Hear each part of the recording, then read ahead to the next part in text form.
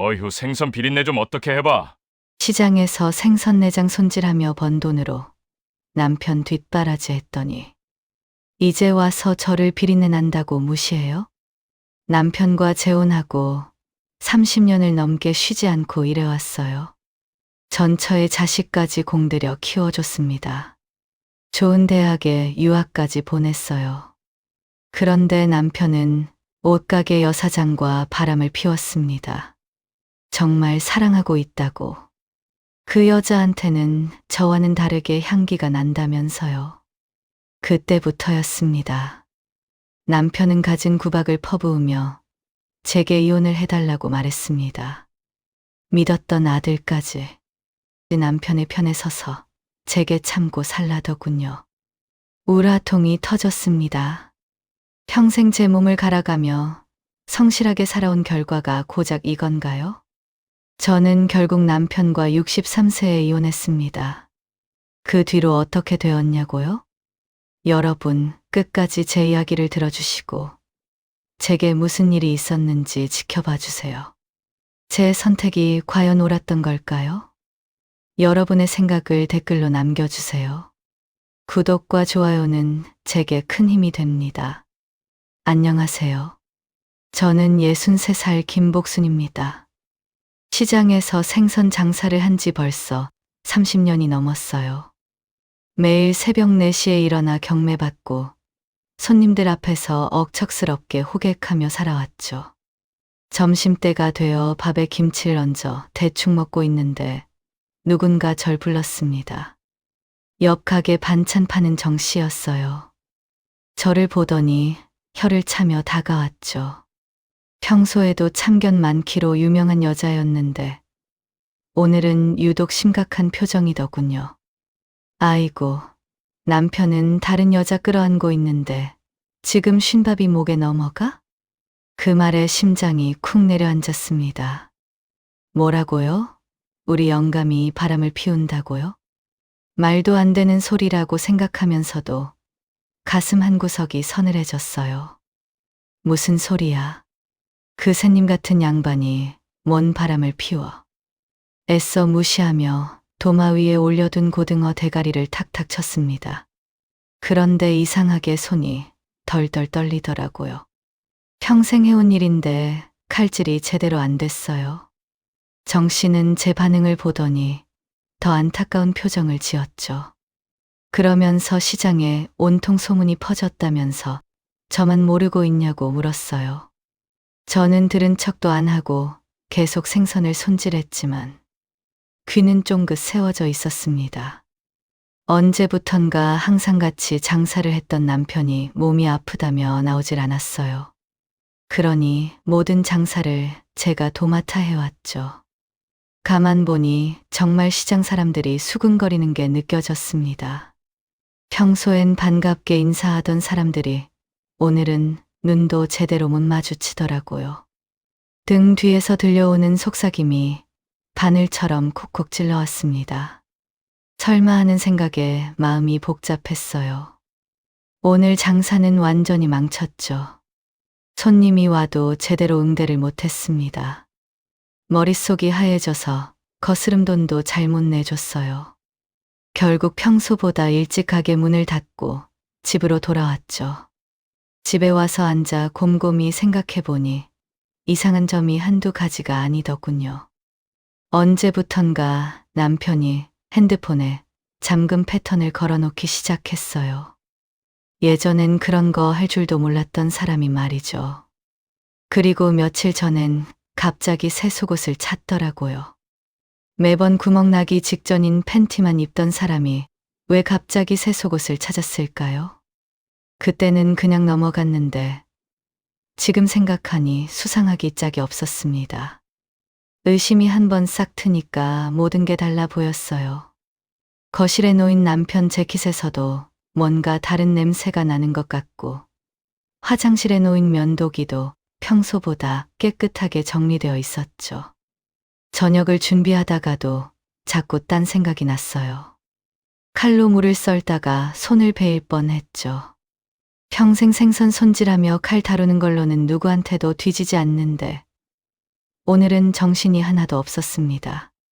밤 9시가 넘어서야 현관문이 열렸어요. 남편이 콧노래를 흥얼거리며 들어왔죠.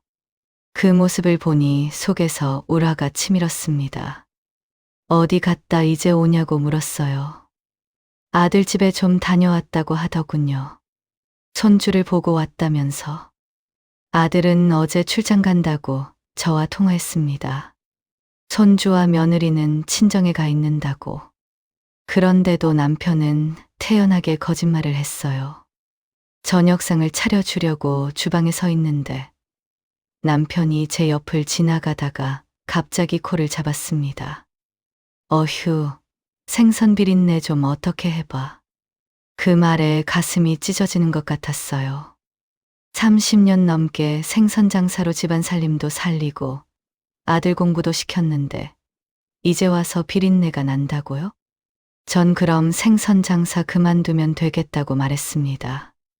남편은 제가 그거 안 하면 뭘 해서 먹고 사냐고, 뭐 할 게 있냐고 되물었어요. 짜증스러운 표정으로 TV만 쳐다봤죠. 저를 보는 눈빛이 확실히 달라졌습니다.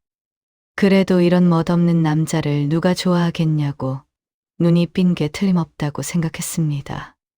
그날 밤 저는 한숨도 못 잤어요. 옆에서 코 골며 자는 남편을 보니 낯설게 느껴졌습니다. 그동안 제 옆에서 성실하게 자리를 지키며 살아온 그 사람이 맞나 싶었죠. 새벽녘에야 겨우 잠이 들었는데 꿈에서도 시장 사람들이 수군거렸습니다. 남편이 바람났다면서요. 다음 날 새벽 전 억척스럽게 물건을 날랐습니다. 냉동 생선을 나르는 일은 원래 남편 담당인데 이젠 가게에 코빼기도 안 비추니까요. 모든 걸 제가 해야 했어요. 커다란 고등어 박스를 들어 올리는 순간이었죠. 투둑하며 허리에서 무언가 끊어지는 느낌이 들었습니다. 순간 온몸에 전기가 흐르는 것 같은 통증이 몰려왔어요. 아이고, 전 외마디 비명을 지르며 그 자리에 주저앉았습니다. 숨도 제대로 쉴 수 없을 정도로 아파왔어요. 손과 무릎으로 바닥을 기면서 가방에서 휴대폰을 꺼냈습니다. 떨리는 손으로 남편 번호를 눌렀어요. 신호음이 길게 이어졌지만 받지 않더군요. 2번, 3번. 계속 걸어도 마찬가지였습니다. 세상에 언니, 괜찮아? 얼마나 시간이 지났을까? 뒤늦게 출근한 반찬 가게 정씨가 절 보고 달려왔어요. 이런 꼴로 무슨 장사를 하냐고 정씨는 구급차를 불러줄 테니 빨리 병원에 가라고 말했습니다. 전 그 와중에도 장사 걱정이 앞섰죠. 남편이 교대해줘야 하니 좀 불러달라고 전화기를 건넸어요. 정씨는 제 휴대폰으로 전화를 걸어보니 곧 끊어버리더군요. 그리고 어디론가 달려갔습니다. 잠시 후 정씨는 어디선가 남편을 데려왔어요. 남편은 오자마자 화를 내며 윽박지르더군요. 엎드려 있는 절 보며 걱정은커녕 귀찮아 죽겠다는 표정을 지었습니다. 조심 좀 하지, 칠칠 맞게 다쳤냐고 했어요. 고작 재개한다는 소리가 그거였죠. 아니, 남편은 그렇게 제 전화를 받지 않고 어디에 있었을까요? 정씨는 어떻게 알고 남편을 불러왔죠? 궁금했지만 통증이 밀려와서 더 묻지는 못했습니다. 정씨가 구급차까지 불러주었어요. 전 남편에게 가게를 맡기고 병원으로 갔습니다. 엑스레이를 찍고 검사를 하더니 의사 선생님이 심각한 표정을 지었어요. 충격 때문에 디스크가 심하게 빠져나왔네요. 당장 입원하셔서 절대 안정 취하셔야 합니다. 그러면서 덧붙이더군요. 지금 제대로 치료 안 하면 평생 못 걸을 수도 있다고요. 그 말에 전 덜컥 겁이 났습니다. 그렇지만 남편도 아파서 일을 못하고 있고 저마저 일을 안 하면 안 된다고 말했어요. 하루 장사를 못하면 얼마나 손해인지 아시냐고 단골들은 다른 데로 가버릴 거라고 했죠. 의사는 어이가 없다는 표정으로 절 바라봤습니다. 그러면서 다시 한번 경고했어요. 무조건 제 건강이 우선이라고. 지금 무리하면 정말 큰일 난다면서. 그래도 결국 저는 입원을 포기했습니다. 진통제 주사만 맞고는 병원을 나섰죠. 걸음을 옮길 때마다 허리가 찢어질 듯 아팠지만 택시를 타고 가게로 향했어요. 죽을 상으로 가게에 앉아있던 남편이 절 반갑게 맞았습니다. 병원에서 한 말을 전했어요. 꼭 쉬어야 한다고요. 그러자 남편이 중얼거렸죠. 하루 가게 문 닫으면 손해가 얼만데. 복대 차고 앉아서 장사하면 안 되나? 저는 그 순간 깨달았어요. 이 사람은 절 전혀 걱정하지 않았죠. 남편에게 전 아내가 아니라 그저 돈 벌어다 주는 기계였다는 생각이 들었습니다. 옆에서 그 말을 듣던 정 씨가 화를 버럭 냈어요. 제게 미쳤냐고 당장 입원하라면서요. 복대 같은 소리를 한다면서 남편에게는 핀잔을 주었죠. 정 씨는 또 남편에게 눈을 흘기더니 제게 말하더군요. 언니가 잘못되면 남편이 제일 좋아할 거라고. 새장가 갈 생각에 춤도 출 거라면서요. 의미심장한 말이었어요. 이번에는 그 말이 정말 농담 아닌 진담처럼 들렸어요. 남편은 정 씨에게 버럭 짜증을 부렸습니다. 제 눈치를 보며 대충 생선 몇 마리를 진열하는 신용을 했어요. 그러나 곧 시계를 보며 말했죠. 친구들이랑 약속 있어서 가봐야 한다고. 제가 이 꼴로 장사를 혼자 어떻게 하냐며 물었죠. 남편은 막무가내였습니다. 못하겠으면 문 닫고 쉬든가 맘대로 하라며 훌쩍 가버렸어요. 남편의 냉정한 뒷모습을 보는데 눈물이 핑 돌았어요. 정 씨는 안쓰럽다는 표정으로 제 어깨를 토닥였습니다. 정 그러면 자기가 가게를 봐줄 테니 오늘은 들어가라면서요. 하지만 저는 고개를 저었어요. 근처 약국에서 복대를 사왔습니다. 그리고 허리에 감고 의자에 앉았어요. 장사를 계속했습니다. 손님이 오면 일어설 수도 없어서 앉은 채로 생선을 내밀었어요. 온몸이 다 아팠지만 견뎌냈죠. 이런저런 핑계를 대면 어떻게 장사를 하겠어요? 전 버티고 버티다 어두워져서야 가게 문을 닫고 집으로 돌아왔습니다. 현관문을 열고 긴장이 풀리자 온몸이 아파왔어요. 거의 기어가듯 들어갔죠. 남편은 일찍 들어와서 TV를 보고 있더군요. 그 뒤의 말은 충격적이었습니다. 저더러 밥을 달라고 말했어요. 제가 아파서 할 수 없다 하니 도대체 하는 일이 뭐가 있냐고 물었죠. 귀를 의심했습니다. 남편은 한숨을 쉬더니 혼자만 라면을 끓여서 먹더군요. 밥 먹는 내내 TV를 보며 히히덕거리면서 말입니다. 오늘 제가 얼마나 아팠는지, 하루가 얼마나 힘들었는지 묻지도 않았죠. 조용히 방에 들어와 누웠습니다. 허리 통증도 심했지만 가슴이 더 아팠어요. 이 사람한테 나는 뭘까? 30년 동안 쉬지 않고 돈을 벌었고 남편이 재혼하며 데려온 전처의 아들까지 키워줬는데 정작 제가 아플 때는 돈 걱정부터 하는 이 사람한테 저는 과연 뭘까요? 텅 빈 가슴이 아픈 허리보다 더 시렸습니다. 눈물이 베개를 적셨지만 거실에 앉아있던 남편은 끝내 제게 말 한마디 건네지 않았어요. 사흘째 꼼짝도 못하고 누워있습니다.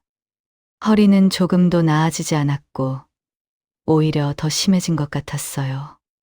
화장실 가는 것도 벽을 짚고 간신히 기어가는 수준이었죠. 남편에게 물 좀 달라고 부탁했지만 거실에서 TV만 보고 있었어요. 제가 끙끙 앓는 소리를 내니까 갑자기 TV 볼륨을 확 올려버렸습니다. 시끄럽다며 자기도 좀 쉬자면서 소리쳤죠. 기가 막혔습니다. 아내인 제가 아파 죽을 지경인데 TV를 본다고요? 결국 혼자 힘으로 벽을 짚고 부엌까지 가서 물을 마셨어요. 집안은 완전히 엉망이었습니다. 설거지도 안 한 그릇들이 싱크대에 쌓여 있고 빨래도 여기저기 널브러져 있었죠. 평생 깔끔하게 살림했던 제가 보기에는 돼지우리나 다름없었어요. 파스라도 좀 붙여줘요. 전 파스를 내밀면서 남편에게 부탁했습니다. 남편이 인상을 찌푸리더군요. 말은 안 했지만 제 몸에서 나는 냄새를 맡는 듯한 기분 나쁜 표정이었죠. 남편은 대충 파스를 붙이더니 안방으로 들어가 버렸어요. 그 안에서 누군가와 전화를 하는지 하하호호 웃음소리가 들렸어요.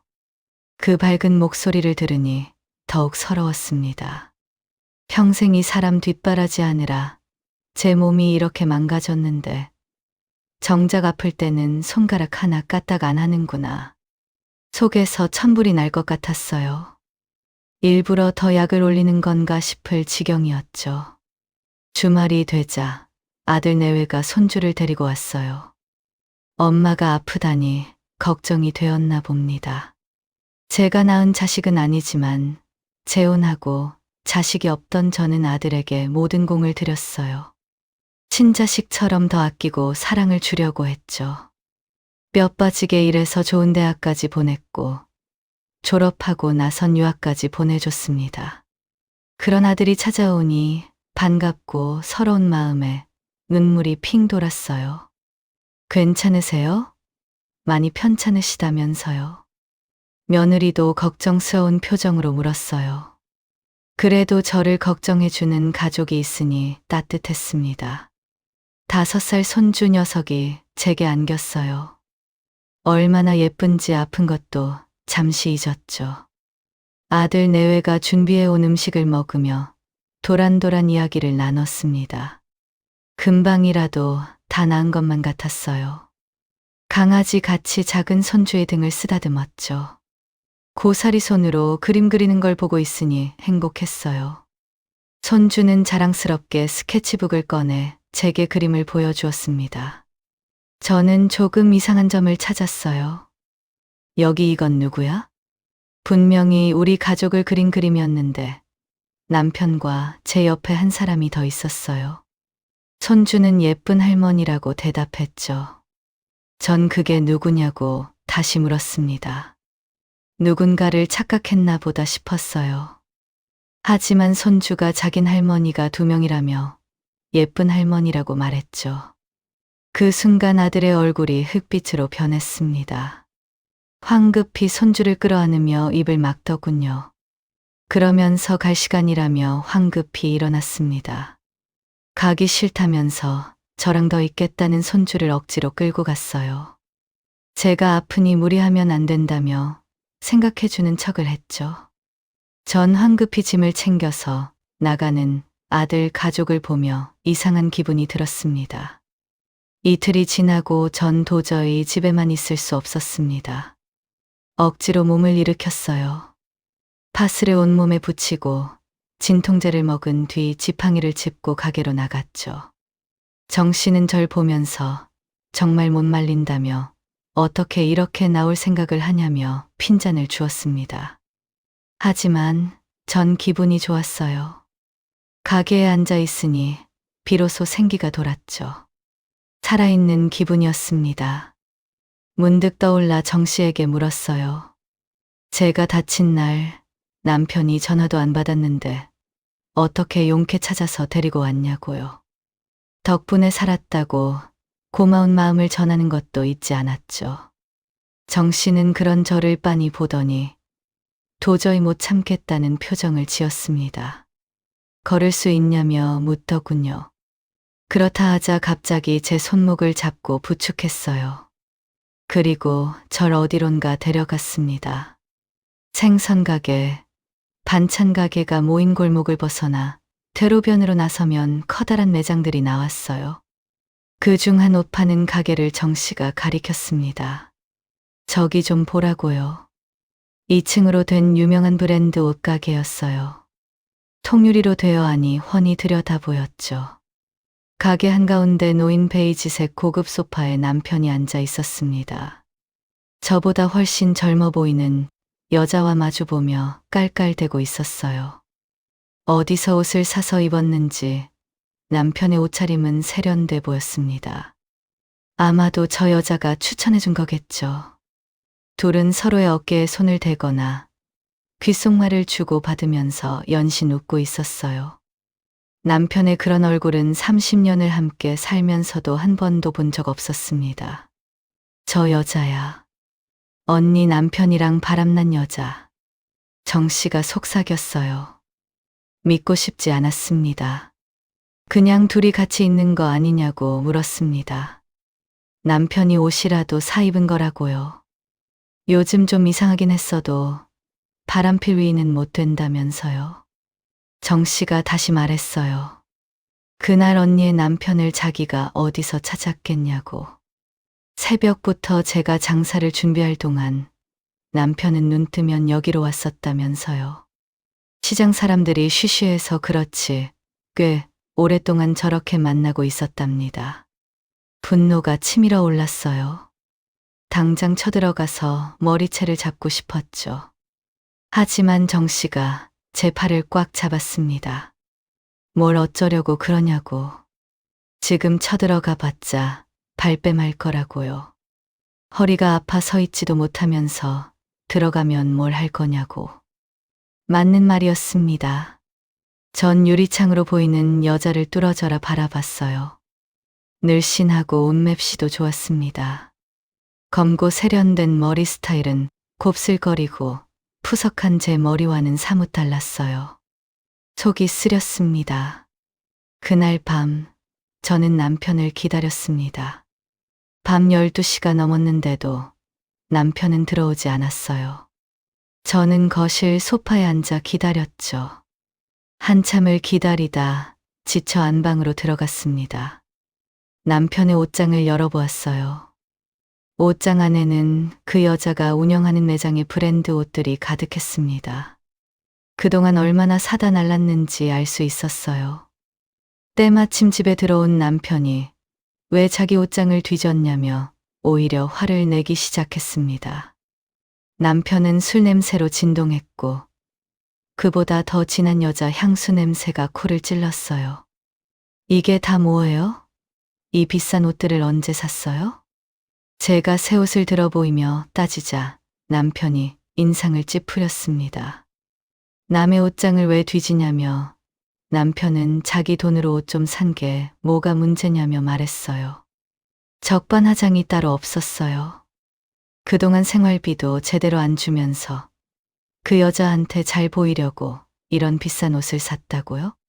시장에 벌써 소문이 다 났다며 강신이 그 옷가게 여사장이랑 바람 피운다고 소리 질렀죠. 더는 참을 수 없었습니다. 그러자 남편도 버럭 화를 내며 맞받아쳤어요. 맞다고 그래서 저더러 어쩔 거냐고 했죠. 그 여자를 정말 사랑한다면서 마음이 설레인답니다. 그리고 나서 말하더군요. 그 여자는 저와 달리 향기가 난다면서요. 그 말에 제 가슴이 찢어지는 것 같았습니다. 그게 당신 뒷바라지하고 아들 키우느라 평생 생선 장사한 제게 할 소리인가요? 제가 따지고 들자 남편은 화를 내며 안방으로 들어갔습니다. 저는 그 자리에 주저앉아 울 수밖에 없었어요. 다음 날 아침 저는 결심했습니다. 그 여자를 직접 만나봐야겠다고. 남편이 안 되겠다 하니 여자한테 따지러 갔습니다. 가게 문을 열고 들어서니 깔끔하게 차려입은 젊은 여자가 카운터 뒤에 서 있었습니다. 나이는 50대로 보였어요. 짙은 화장에도 예쁘장한 얼굴이 눈에 띄었죠. 팔짱을 낀 채 서 있던 여자는 저를 보자마자 피식 웃음을 터뜨렸습니다. 누군지 알아본 눈치였어요. 제가 남편 이야기를 하면서 정말 우리 남편과 그런 관계냐고 묻자 당당히 그렇다고 말하더군요. 남편이 자신에게 빠졌다면서 그냥 좀 내버려 두라고 말했죠. 맞아요. 사귀기로 했어요. 왜 안 되는 이유가 있어요? 생선 비린내 나는 할머니랑 저랑 둘 중에서 누굴 선택하겠어요? 당연한 거 아닌가요? 여자의 뻔뻔한 태도에 기가 막혔습니다. 게다가 이렇게 젊은 여자가 뭐가 좋다고 이마가 훤한 남편과 사귀느니 나는이 이야기하는지 이해가 안 되었어요. 갑자기 여자가 입을 열었습니다. 최근에 우리 아들과도 인사를 마쳤다는 거예요. 손주가 자신을 예쁜 할머니라고 부르는 걸 아냐고 물었죠. 그 순간 머리가 하얘졌습니다. 손주가 그린 그림의 예쁜 할머니가 바로 이 여자였구나. 제가 친자식처럼 키운 아들도 절 배신하고 이 여자 편에 섰다는 걸 알았습니다. 모르는 척 시치미를 떼고 절 위로한 척 해온 거죠. 핏줄도 아닌 자식 키워봤자 소용없다는 옛말이 떠올랐어요. 여자는 제게 손주가 참 귀엽다면서 웃었습니다. 그러더니 제게 진짜 아들도 친손주도 아닌데 그렇게 충격받을 필요가 있냐며 비웃는 겁니다. 전 배신감과 분노에 이성을 잃었어요. 이런 나쁜. 제가 여자의 머리채를 휘어잡았어요. 여자는 비명을 지르며 반항했고 가게 안은 순식간에 아수아장이 됐죠. 사람들이 몰려들어 말렸지만 놓지 않았어요. 저녁에 남편은 집에 들어오자마자 제게 따지고 들었습니다. 미쳤냐고 왜 그 여자를 찾아갔냐며 물었어요. 교양머리 없이 머리를 잡아당기고 그 난리를 부렸냐고요. 제가 아니라 그 여자를 옹호하는 모습에 또다시 배신감이 밀려왔습니다. 앞으로 그 여자한테 손대면 가만 안 둘 거라며 으름장을 놓더군요. 내 나이 곧 70인데 좀 즐겁게 살아보자. 당신처럼 생선 비린내 풍기는 여자랑 이 정도 살았으면 됐지. 새로운 여자 좀 만나겠다는데 솔직히 뭐가 그리 잘못이야? 전 어떻게 그럴 수 있냐고 물었습니다. 전 재혼 후 오로지 당신만 바라보고 살면서 일만 해왔다고요. 전 처자식도 제 자식처럼 잘 키워줬는데 이제 와서 은혜를 원수로 갚냐면서 따졌죠. 남편은 당당하게 말했습니다. 그러니 같이 즐겁게 살자고요. 서로 이해하고 좋은 게 좋은 거라고 생각하자고 말했죠. 당신한테 누가 안방을 내놓으라고 했냐면서요. 그 여자도 남편에게 이혼하라고 하지 않았다고 말했죠. 서로 이해하며 각자 조용히 할 거 하면서 살잡니다. 전 기가 막혀 헛웃음이 나왔어요. 건너방에서 뜬 눈으로 밤을 새웠습니다. 아침이 되자 지푸라기라도 잡는 심정으로 아들에게 전화를 걸었어요. 남편이 바람 피우는 사실을 알고 있었냐고 물었죠. 전화 너머로 아들의 한숨 소리가 들렸습니다. 아들은 알고 있었다며 그 여자하고 인사까지 나눴다고 대답했어요. 어떻게 저한테 한마디도 말하지 않았냐고 따졌죠. 남편이 저렇게 하도록 그냥 내버려둘 거냐고 물었습니다. 손주가 할머니가 2명이라고 하는 그런 소리를 계속 들을 거냐고요. 잠시 침묵이 흐르고 아들이 입을 열었습니다. 어머니, 아버지도 이제 좀 편하게 즐기시게 두세요. 순간 전 귀를 의심했습니다. 제가 잘못 들은 건가 싶었어요. 아들은 그동안 남편이 고생하며 살았는데 이제 좀 원하는 대로 즐겁게 살아야 한다고 말했죠. 그 여사장은 자기 앞으로 건물도 있고 현금 부자라고 들었다면서 노후 준비도 다 되어 있는 사람이라 남편을 편하게 해줄 거라면서요. 남편이 그 여자와 새살림 차린다는 것도 아닌데 저더러 너무하답니다. 저만 받아들이면 된다고요. 가슴이 갈갈이 찢어지는 것 같았습니다. 진짜 아들이라고 생각하고 키워줬는데 이런 소리를 듣다니. 전 남편이 부자 여편네를 만나면 내게 뭐라도 떨어질 게 있을 것 같냐고 되물었습니다. 아들은 그게 아니라며 목소리를 떨었어요. 저는 돈 냄새 맡고 계산기 두드리는 거 다 보인다며 널 어떻게 키웠는데 나한테 이러냐며 소리를 쳤어요. 아들의 변명을 더는 듣고 싶지 않아서 먼저 전화를 끊어버렸습니다. 마지막 희망마저 무너진 기분이었어요. 제 편은 아무도 없었던 거죠. 며칠이 지났어요. 가게에 못 나가고 누웠는데 남편이 현관문을 열고 들어왔습니다. 그런데 혼자가 아니었어요. 그 옷가게 여사장을 데리고 온 거였죠. 여길 어디라고 들어오냐며 제가 막아섰습니다. 그런절 남편이 밀쳐냈어요. 저는 맥없이 넘어졌지요. 그런절 보며 여자가 소리를 죽이고 피식 웃었습니다. 그러더니 집을 둘러보면서 너무 우중충하다고 말했어요. 자기 스타일은 아니라며 벽지도 바꾸고 가구도 싹 다 바꿔야겠다고 말했죠.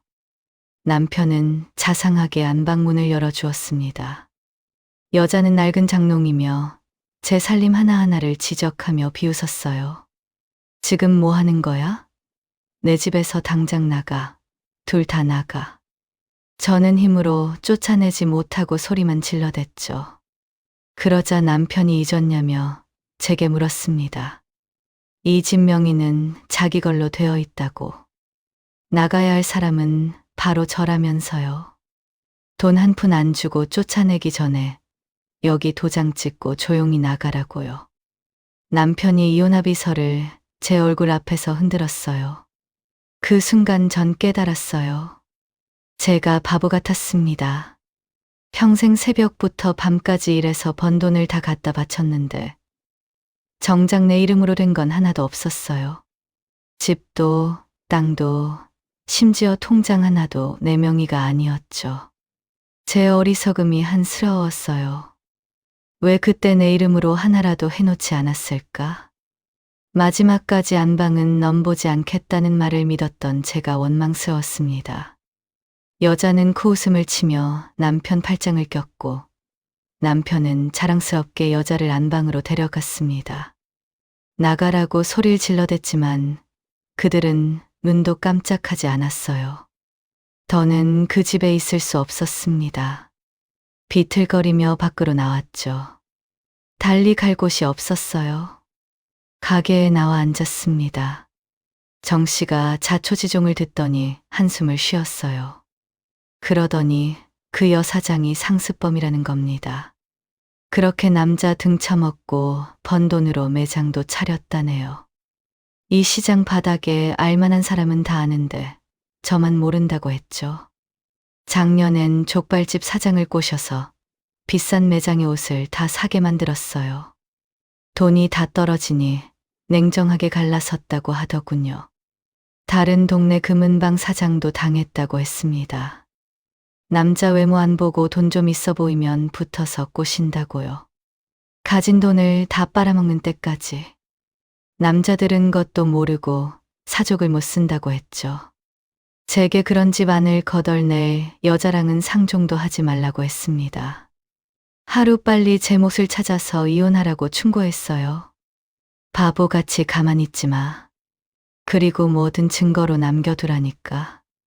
시장 상인들은 이야기를 듣고 제게 조언했어요. 비록 가족들은 모두 등을 돌렸지만 이렇게 마음 써주는 사람들이 있다는 게 위로가 되었죠. 그날 밤 가게에서 쪽잠을 자며 생각했습니다. 저 여자가 정말 상습범이라면 남편도 곧 버림받을 거예요. 그 전까지 버티면서 증거를 모아야겠다고. 제 것을 지키려면 싸워야겠다고. 이제라도 정신을 똑바로 차리자며 독하게 마음을 먹었습니다. 2달 동안 증거를 모았습니다. 매일같이 장사를 하러 나와서도 쉴 새 없었죠. 시장 사람들의 도움으로 그 여자의 과거도 알아냈어요. 바람 피우던 남편의 행적도 빠짐없이 기록했죠. 이 정도면 되었다 싶었을 때 변호사 사무실을 찾았습니다. 남편 재산을 좀 알아봐 달라고 물었어요. 변호사가 등기부등본을 떼고 금융조회를 하더니 놀라운 사실들을 알려줬습니다. 할머니, 남편분이 재산이 꽤 있으시네요. 본인 소유의 땅도 2필지나 있고 주식도 5천만 원어치 숨겨놓으셨어요. 평소 돈 없다고 징징대던 남편이 이렇게 재산이 있었다니 배신감이 또 다시 밀려왔습니다. 그리고 시골에도 큰 땅이 하나 있는데 이건 좀 특이하며 갸웃거렸어요. 뭐가 특이하냐 물었더니 개발 제한 구역에다가 맹지라고 말했습니다. 도로도 안 나 있고 팔려고 해도 못 팔고 보유세만 엄청 나가는 땅이라면서요. 남편이 투자하다 실패한 땅 같다고 말했죠. 전 순간 이 땅을 이용하여 복수하고 싶었습니다. 그리고 그동안 모은 증거들을 변호사에게 다 보여줬어요. 변호사는 이 정도면 충분하다고 재산 분할도 유리하게 받을 수 있을 거라고 말했습니다. 위자료도 청구할 수 있다고요. 특히 상간녀가 있으니 유책배우자는 남편이라면서요. 조금씩 숨통이 트여갔습니다. 일주일 후 집으로 다시 들어갔습니다. 그 사이 집은 많이 바뀌어 있었어요. 가구 구조도 바뀌어 있었고 새로 산 가전제품도 있었습니다. 정말 남편은 이 여자를 위해 아무것도 아깝지 않아 보였어요. 괘씸하기 짝이 없었습니다. 남편은 여자와 함께 소파에서 TV를 보고 있었어요. 제가 들어가자 인상을 찌푸렸죠. 뭐 하러 왔냐며 짜증스럽게 물었습니다. 저는 순진한 척 연기하며 당신 말대로 이제 이혼해주겠다고 말했어요. 남편이 놀란 표정을 지었어요. 그러더니 이내 회심의 미소를 지었죠. 그래, 잘 생각했어. 서로 편하게 살아야지. 대신 전 재산 절반은 달라고 했어요. 30년 동안 제가 번 것도 있다고요. 그러자 남편이 펄쩍 뛰었어요. 재산 절반은 말도 안 된다면서요. 그러면서 자기는 나눠줄 재산이 없다면서 잡아댔죠. 전 남편의 숨겨둔 재산까지 모두 확인했다고 말했습니다. 변호사를 써서 소송을 해서라도 제가 벌어들인 만큼 재산을 받아낼 거라고 했죠. 남편 옆에 선 여자의 얼굴이 흑빛으로 변했습니다. 그리고 제가 준비한 미끼를 던질 때가 왔습니다. 그래도 제가 그동안 정이 있으니 상간녀 소송은 참을게요. 위자료도 안 받고요. 대신 시골에 있는 그 큰 땅 있잖아요. 그건 아들한테 주세요. 어차피 당신 핏줄이잖아요. 그러면서 제가 집을 나가면 아들이 가장 걱정이라면서 눈물을 훔쳤습니다. 귀여운 손자를 위해서라도 아들에게 그 땅이라도 제가 주고 싶었다고요. 남편이 잠시 생각하더니 물었어요. 그걸 주고 나면 위자료를 정말 안 받을 거냐면서요. 자신이 사랑하는 그 여자를 상간녀 소송으로 괴롭히지 않겠다는 게 맞냐고 확인했죠. 전 맞다고 그 땅만 아들 이름으로 해주면 다른 건 군말 없이 정리하겠다고 했습니다. 사실 그 땅이 세금 폭탄이라는 걸 남편은 모르고 있는 모양이었어요. 하긴 재산을 관리할 줄 알았다면 그런 걸 사지도 않았겠죠.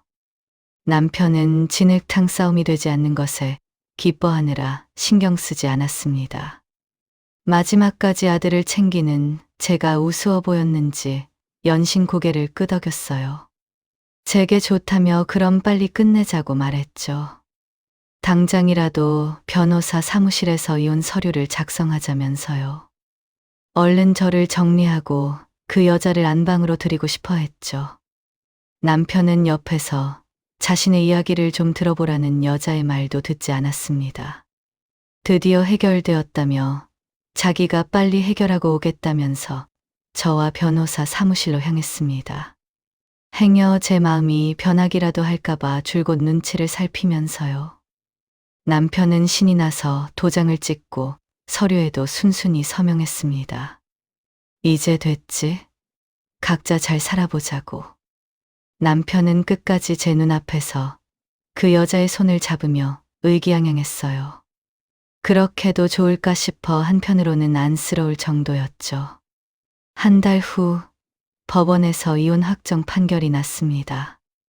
남편은 완전히 승리한 표정으로 제 앞에서 콧노래까지 불렀어요. 두 사람은 저를 한껏 비웃더니 법원을 벗어났습니다. 저도 홀가분했어요. 잘 살아보겠다고 재혼까지 했는데 63세 다시 이혼이라니. 여태껏 뭐 한다고 그리 몸을 갈아가며 살아왔나 허탈했습니다. 그로부터 딱 한 달 뒤 제 예상대로 일이 터졌습니다. 세무서에서 아들에게 연락을 했나 봐요. 증여세 고지서가 날아간 거겠죠. 아들이 받은 그 땅 가치를 평가해서 세금을 매겼는데 무려 1억이 넘게 나왔답니다. 아들이 울면서 제게 다급히 연락해 왔어요. 엄마, 이게 뭐예요? 세금이 1억이 넘게 나왔어요. 전 전혀 모르는 일이라며 재산은 모두 아빠 명의였다고 말했죠. 남편이 내게 선물로 준 땅인데 왜 나더러 그러냐고 따지려면 남편한테 말하라고 했어요. 아들은 팔려고 해도 아무도 안 산다며 보유세가 장난이 아니라며 제게 하소연했어요. 개발 제한 구역이고 맹지라 아무것도 할 수 없는 땅인데 세금만 꼬박꼬박 내야 하는 겁니다. 이런 걸 왜 자기한테 줬냐고 갖은 짜증을 내더군요. 며느리는 아들이 궁지에 몰리자 손자를 데리고 친정으로 가버렸다고 합니다. 모든 일이 해결될 때까지 찾지 말라고 하면서요. 아들은 결국 남편을 찾아갔어요. 자신을 골탕 먹이려고 했냐며 왜 이런 땅을 줬냐며 화를 냈답니다. 소문에 남편에게 소리를 지르며 대들었나 보더군요. 남편은 얼씨구나 좋다고 받을 땐 언제고 지금에 와서 이러냐고 오히려 혼을 냈나 보더라고요. 부자간에 멱살잡이가 벌어졌고 경찰이 출동했답니다. 전 자기를 키워준 엄마에게까지 계산기를 두드려대던 아들을 떠올리며 고소하다고 생각했어요. 게다가 위급해지니 제 아내는 물론 하나밖에 없는 아들까지 버리는 남편이 정말 가소롭고 못나 보였죠. 그런데 더 웃긴 일이 벌어졌죠.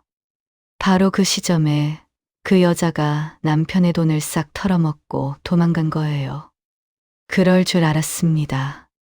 처음부터 여자는 남편과 살 생각이 없었어요. 제게 재산 분할로 나눠주고 나니 남편의 재산이 별 볼 일 없었나 봅니다. 아들은 빚잔치에 허구한 날 찾아와 남편에게 책임지라고 하니 골치 아팠겠죠. 그래서 결정을 내렸을 겁니다. 아무도 모르게 그동안 자기 매장을 정리했다고 했어요. 남편의 재산 중에 현금은 물론이고 주식까지 다 팔아서 가지고 튀었다네요. 대단한 여자라며 이번에는 제대로 사기를 쳤다고 사람들이 혀를 내둘렀다죠. 정 씨가 전화를 해서 제게 알려주었습니다. 드디어 숨겨둔 본색을 드러냈다며 이제껏 당한 사람 중에서도 남편이 제대로 당했다고 말했습니다. 그동안은 범죄라기엔 애매해서 피해당한 사람도 신고할 수 없었다고요. 하지만 이제 그 여자는 진짜 사기꾼이라고요. 여자는 쫓기는 신세가 되었고 잡히면 법의 심판을 받게 될 거라고 말이죠. 제가 예상한 그림이 정확히 그려졌습니다. 남편은 꽃뱀에게 돈을 다 빼앗기고 아들은 세금 폭탄을 맞았어요. 시간이 흐르고 1년 뒤 남편이 제 가게로 찾아왔어요. 완전히 폐인이 된 모습이었죠. 제게 도와달라고 말했습니다. 자기가 갈 곳이 없다면서요. 사기꾼 여사장은 최근 잡혔다고 말했습니다. 그러면서 힘없이 말했어요. 모든 돈을 다 써버렸는지 다시 찾을 수가 없었다고요. 자기에게 미안한 기색 하나 없더랍니다. 아들은 연락을 끊은 지 오래되었다면서 혹시 연락받은 게 없냐면서요. 남편은 자기를 받아주면 이제라도 가게 일을 도우면서 착실하게 살겠다고 말했습니다. 전 당신 누구냐며 이제 우리 남남이니 찾아오지 말라고 말했습니다. 그 잘난 아들한테 가요. 아, 맞다. 아들은 세금 내느라 정신없겠네? 남편은 제 말을 듣자 그 자리에 털썩 주저앉았어요. 시장 사람들이 하나둘 몰려왔습니다. 다들 통쾌하다는 표정이었죠. 속이 후련하다면서 더 혼쭐이 나야 한다며 남편에게 소리쳤어요. 어휴, 썩은 내 좀 어떻게 해봐. 전 코를 쥐며 남편에게 손사래를 쳤습니다. 제게 비린내 난다며 했던 행동을 그대로 보여줬죠. 속이 후련했습니다. 생선에 앉은 파리 쫓듯한 방에 남편을 쫓아냈어요. 그리고 다시 가게에 앉아 장사를 시작했어요. 그리고 이혼하면서 받은 재산분할금으로 작은 아파트를 하나 샀습니다. 이제 정말 제 이름으로 된 집이 생긴 거죠. 혼자가 되었지만 더 이상 외롭지 않았어요. 아, 그리고 이젠 더 이상 몸이 부서져라 일하지 않아요. 가끔 여행도 떠납니다. 최근에는 건강을 위해 정시와 온천 여행도 다녀왔어요. 몸에 좋다는 보약도 지어 먹고 병원도 열심히 다니고 있습니다. 마사지를 받기도 하고 비싼 옷도 사 입었죠. 저는 이제 정말 남부럽지 않게 홀가분하게 잘 살고 있어요.